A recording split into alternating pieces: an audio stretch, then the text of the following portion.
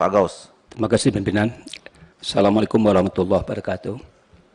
Pimpinan dan anggota Komisi 2 yang saya hormati, Prof. Tito Karnavian, Menteri Dalam Negeri yang saya hormati, Profesor Muhammad, Ketua DKPP, para eselon 1 di jajaran kementerian, hadirin dan hadirat yang berbahagia. Saya langsung saja masuk kepada persoalan. Pertama, saya tentu memberikan apresiasi yang luar biasa kepada Pak Menteri Dalam Negeri yang mendapatkan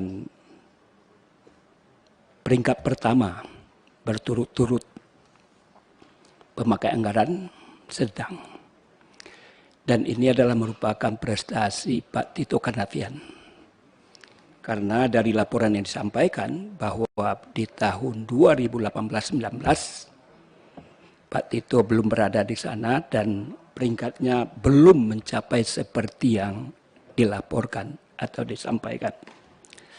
Yang kedua adalah saya juga memberikan apresiasi bertabur prestasinya Kementerian Dalam Negeri.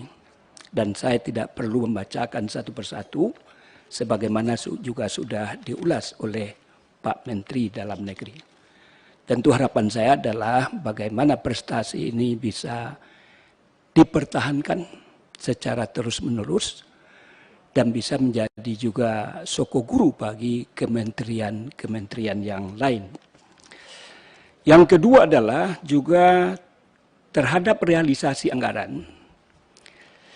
Pada hari ini adalah RDP terhadap kementerian lembaga kelima dan yang keenam. Dari laporan kemarin, tidaklah sesignifikan apa yang Pak Menteri sampaikan. Capaian terhadap realisasi anggaran. Kemarin cuma 394, ada yang 96. Oleh karena itu tentu ini juga bagian daripada hasil daripada kinerja yang dipertahankan. Tapi saya berharap tidak hanya berhenti di sini. Pak Menteri sebagai pembina kepala daerah, kabupaten, kota, dan provinsi, nah ini yang lebih penting. Bagaimana bias kepada kabupaten, kota, dan provinsi itu seperti yang diraih oleh Kementerian Dalam Negeri. Kebetulan saya sudah 3 tahun meninggalkan daerah. Capaiannya nggak pernah yang semacam ini, angka 90 saja sulit dia raih. Malah ada di beberapa daerah, capaian anggarannya tidak usah saya sebutkan, ada yang 50 dan lain sebagainya. Saya beberapa kali ke daerah yang tertentu nggak usah saya ungkapkan. Ini adalah merupakan tugas dan wewenang dari Pak Menteri. Tentu saya harapkan ini juga bisa diraih oleh kabupaten, kota, dan provinsi. Berikutnya adalah apa yang juga sudah disampaikan oleh bapak-bapak terdahulu tentang Silaknas. Kemarin juga sudah kita sampaikan kepada Menteri yang sangat dekat dengan Bapak Presiden. Tetapi hari ini Pak Menteri adalah orang yang punya kewenangan sebagai pembina sebagaimana dikatakan oleh bapak-bapak terdahulu, penanggung jawab terhadap pelaksanaan Silaknas itu adalah Kementerian Dalam Negeri, kalau saya tidak salah.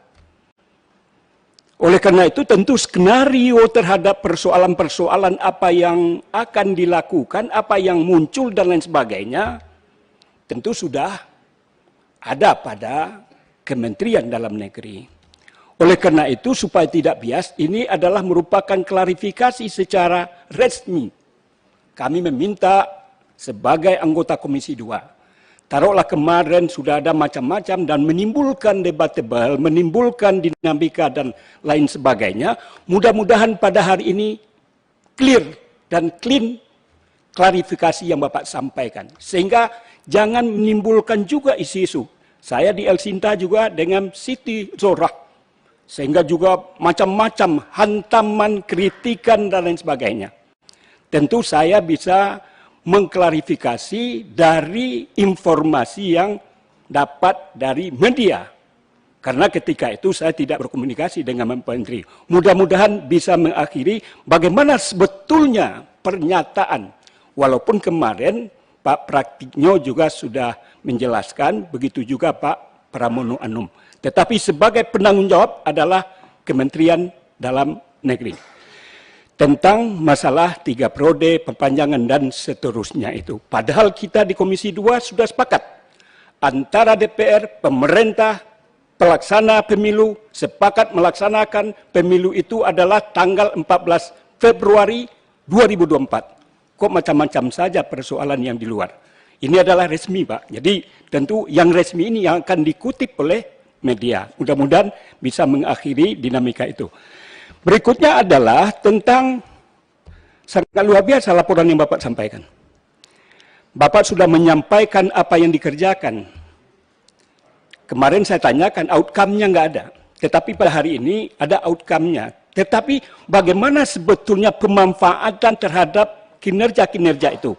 Tentu kita harus, terutama kami, harus melakukan check and recheck. Dari halaman 6 sampai 21 adalah menjelaskan tentang apa yang dilakukan, bagaimana hasilnya, outcome-nya juga sudah diungkapkan. Artinya, ada tahapan yang agak ke arah kesempurnaan terhadap kerja-kerja yang dilakukan itu tidak hanya sekedar menyampaikan kegiatan, tetapi outcome manfaat dari apa yang dilakukan itu di sini sudah diungkapkan. Oleh karena itu, saya juga mendukung apa yang Bapak sampaikan, terutama tentang tamatan STPDN atau IPDN, tidak hanya 2-3 orang, 100 atau 1000. Barangkali kami Komisi 2 membackup. Karena memang manfaat yang luar biasa dalam rangka merubah mindset dan juga dalam rangka bagaimana korupsi itu secara bertahap kita bisa hilangkan. Oleh karena itu pada tahun anggaran 2023 barangkali ini sudah bisa gagasan yang Bapak sampaikan itu bagaimana kinerja daripada pemerintahan ini mendapatkan respon positif dari masyarakat. Terakhir, tentang daerah perbatasan, tadi juga sudah disampaikan oleh Ketua.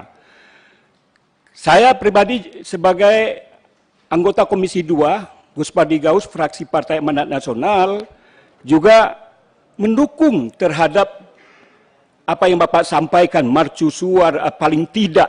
Ini kan terlalu elok, Pak Menteri.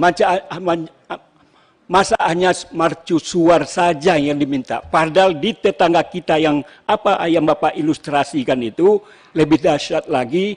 Oleh karena itu, saya mendukung terhadap langkah-langkah yang dilakukan oleh Pak Menteri. Bagaimanapun wibawa pemerintah NKRI ini tentu harus kita kedepankan di daerah-daerah perbatasan, sehingga hal-hal yang berkaitan dengan isu-isu tapal batas ini secara bertahap, tadi saya tidak usah ulas, karena tadi memang miris apa yang Pak Menteri sampaikan, di mana daerahnya dan lain sebagainya, perlu secara bertahap kita lakukan perbaikan, penyempurnaan, sehingga daerah batas yang sahabat Pak Menteri sampaikan tadi ke depan mudah-mudahan makin lama makin baik. Terakhir tentu kepada DKPP, saya juga diulas, anggarannya nggak banyak. Pertama adalah 17M, akhirnya bisa menjadi 26 sangat kecil. Juga sudah disampaikan oleh Pak Junimar, dan saya juga kaget terhadap hal yang diputuskan oleh Mahkamah Konstitusi, karena lembaga ini adalah mengikat kita, dan sifatnya adalah juga inkrah.